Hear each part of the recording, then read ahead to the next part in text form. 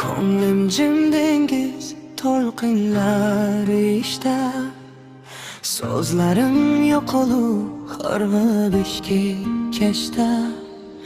Kulib turgan yuzim yolg'on bir pardadir, asl dardim esa ko'zlarimda yashar. Bir qarasang sokin hech narsa yo'qdek, bir qarasang to'lib sinar yurakdek. Ko'ngil ham ba'zan bo'ladi yig'laydi, ba'zan esa jimlik bilan qiynaydi. Jim dengiz, ichimda qolaver. Jim dengiz, dardimni kim ko'rar? Eshitmas hech kim bu jim olamni, ko'nglimni kim olar?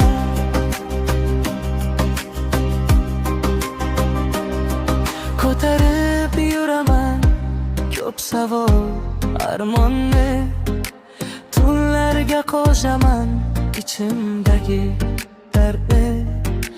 Tashqaridan kuchli ichim esa mayda, bir tabassum ortida ming yara bor qayda.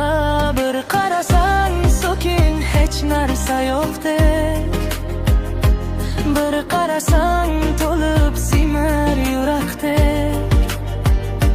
Ko'ngil ham ba'zan bo'ladi yig'laydi, ba'zan esa jimlik bilan qiynaydi. Jim dengiz, ichimda qolaver. Jim dengiz, dardimni kim ko'rar? Eshitmas hech kim bu jim olamni, ko'nglimni kim olar?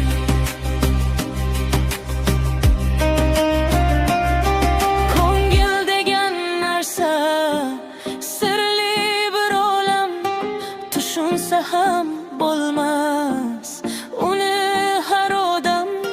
Men aytolmagan so'zlarim ko'p hali, ichimda qolmasin.